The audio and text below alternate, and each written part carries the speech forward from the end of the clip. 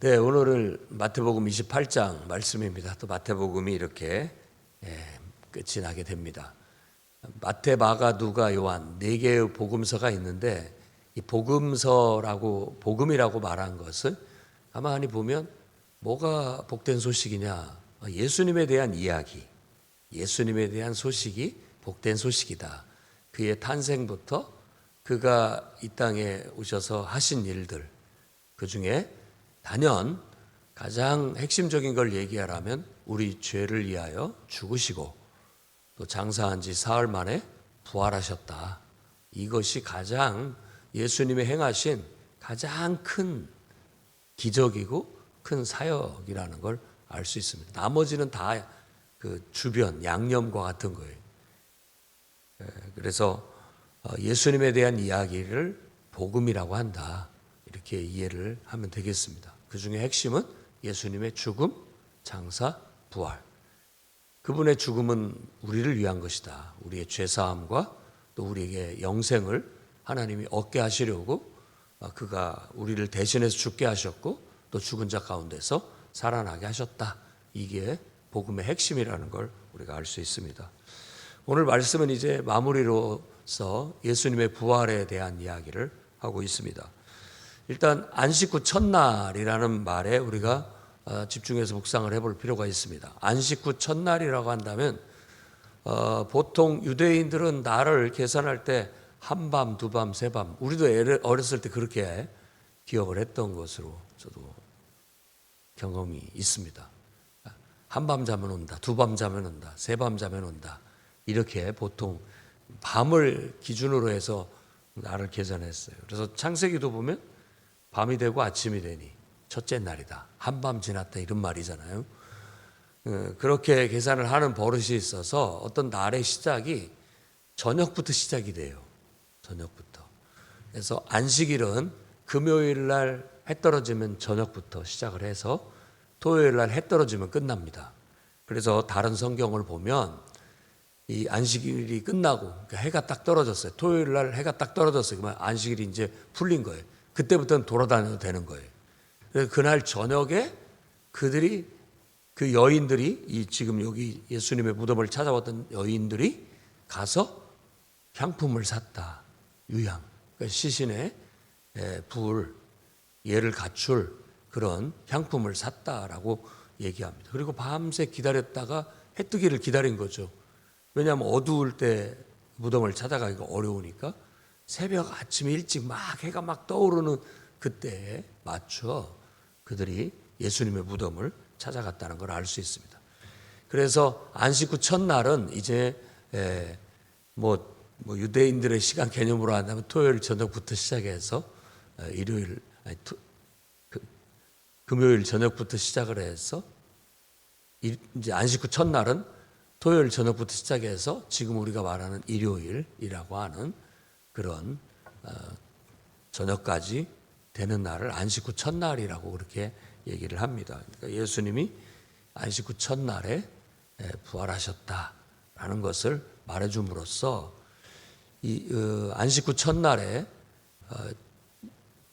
제자들이 예수님의 부활하신 예수님을 만나기 위해서도 모였고 또 승천하신 후에도 예수님의 부활을 기념해서 안식 후 첫날에 모이는 습관이 생기게 됐다. 그래서 안식 후 첫날이 의미 있는 날이 된 겁니다.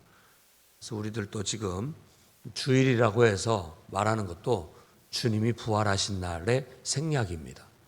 주님이 부활하신 날을 주의 날, 주일 이렇게 말하고 있는 거예요.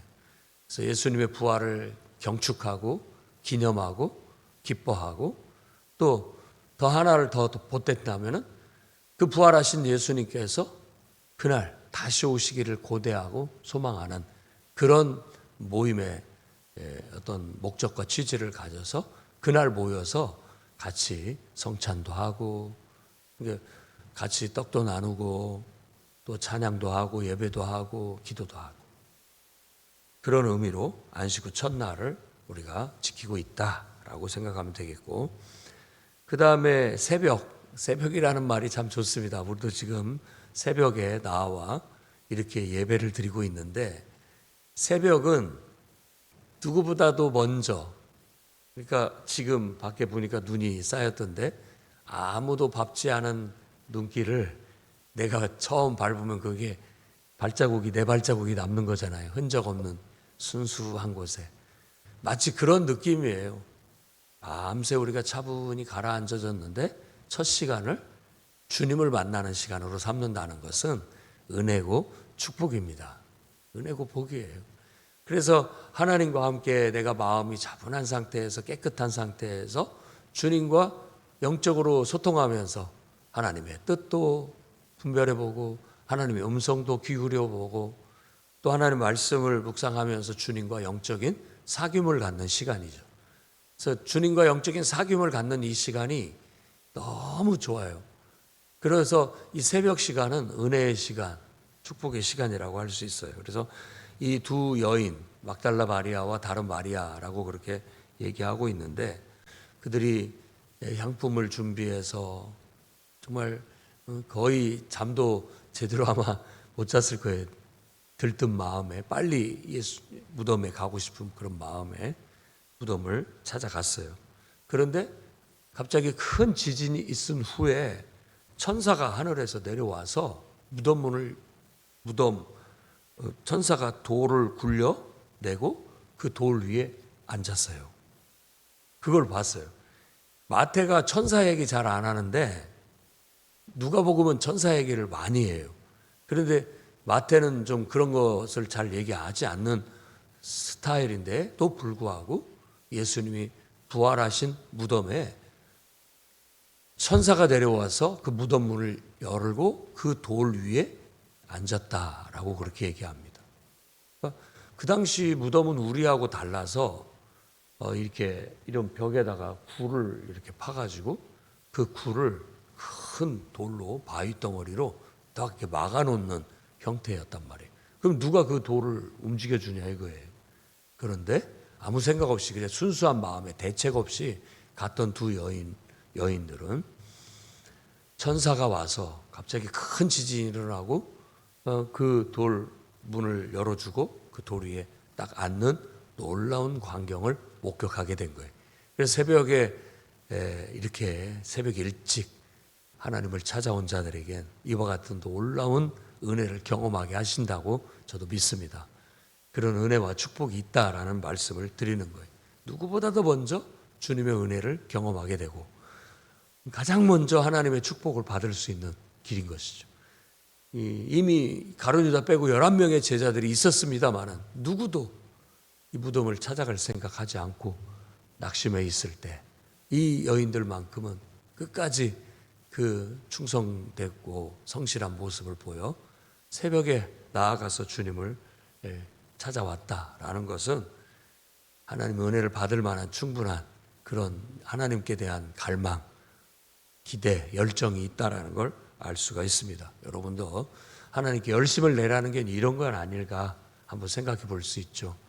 열심을 내라, 열심을 품고 주를 섬기라, 그렇게 말하는데 우리가 정말 마음을 다하고 뜻을 다하고 힘을 다해 주님을 사랑해라, 하나님을 사랑해라 라고 말하는 것의 실천은 이렇게 아침 일찍 첫 시간을 하나님 앞에 하나님을 만나고 하나님을 찾아가는 것, 그것이 하나의 실천일 수 있다라고 말할 수 있겠습니다.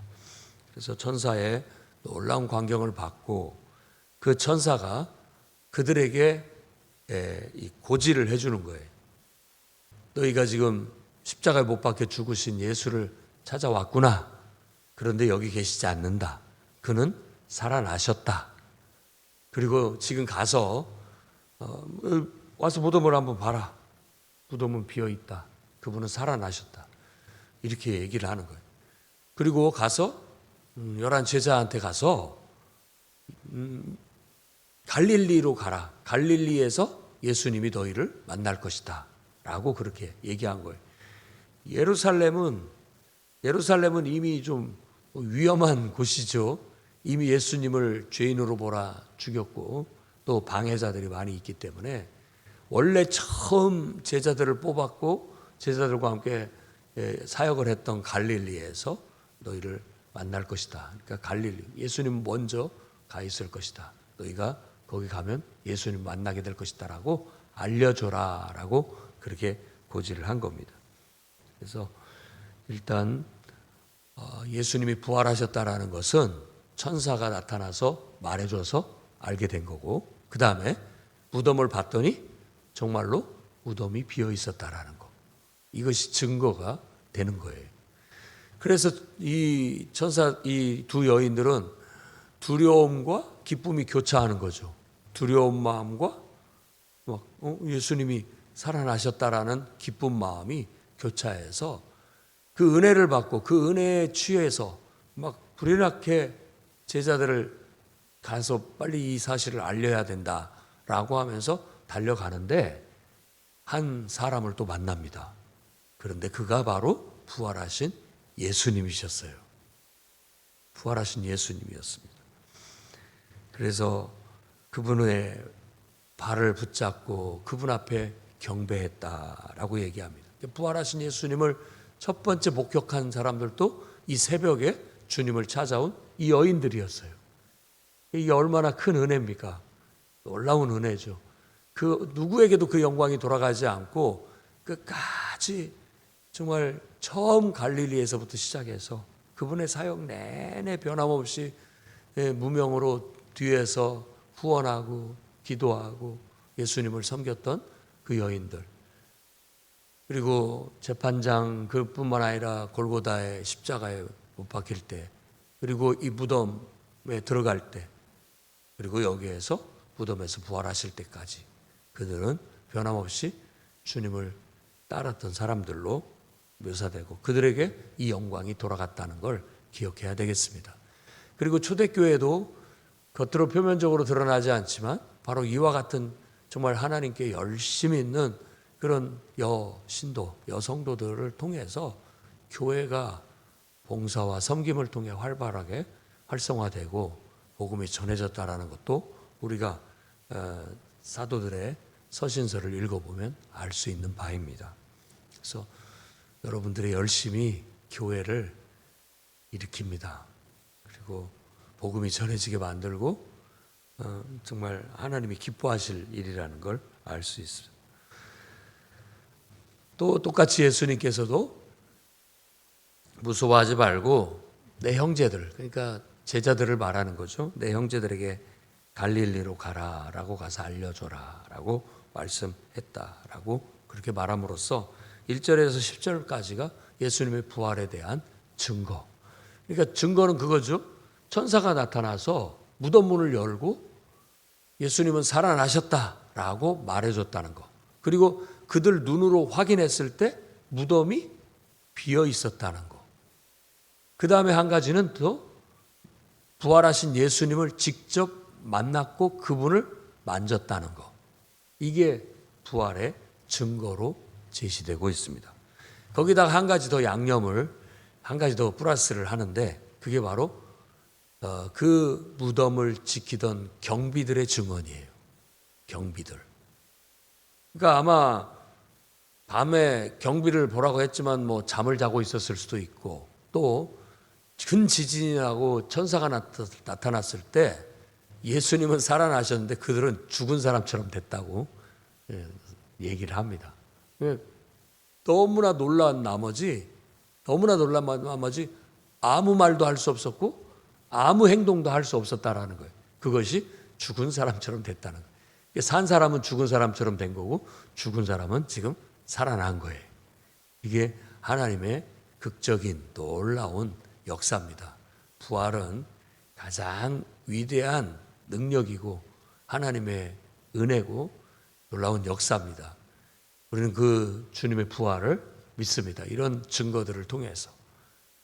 그리고 난 다음에 이제 예수님께서는 갈릴리에서 제자들에게 나타났는데, 여기에서 제자들은 11 제자뿐만 아니라 나중에 이제 사도 바울이 고린도전서 15장에서 부활에 대한 얘기를 할 때 500여 형제에게도 일시에 나타나셨다라고 그렇게 말을 한다는 것은 11 제자 외에도 그를 믿고 따랐던 예수님을 따랐던 많은 제자들이 함께 예수님의 부활하신 걸 봤다라는 것을 말해주고 있는 거예요. 그래서 근데 그 중에는 이거 뭐 예수님을 의심하는 사람도 있었다. 이게 꿈인지 생시인지 몰랐다라는 말로 이해해도 되겠습니다. 이게 꿈인지 생시인지 정말 예수님이 내 눈앞에 있는 저분이 정말 예수님 맞느냐 막 이렇게 할 정도로 예수님의 부활하신 그건 너무 믿기지 않는, 그야말로 믿기지 않는 놀라운 광경이었던 거예요. 그래서 그 얘기를 이렇게 전달하고 있음을 저는 믿습니다. 그래서 우리는 이와 같이 성경이 예수님의 부활에 대해서 얘기하고 있고 또 이 신앙이 전해지는 모든 사람들에게 이 이야기는 전해지고 전해져서 지금 우리에게까지 왔는데, 저도 예수님이 우리를 위해서 이 땅에 인간으로 오신 하나님이라는 걸 믿고 그분이 우리를 죄 때문에 우리 죄 사함을 위해서 십자가에 죽으셨다는 걸 믿고 장사한 지 사흘 만에 부활하셔서 우리에게 신적인 생명, 죽지 않는 영원한 새 생명을, 새 몸을 주실 것을 믿어요. 그래서 이 예수님의 부활은 그냥 영혼은 불사니까 영혼을 본 거다 이런 게 아니에요. 부활은 몸의 부활입니다. 몸의 부활이.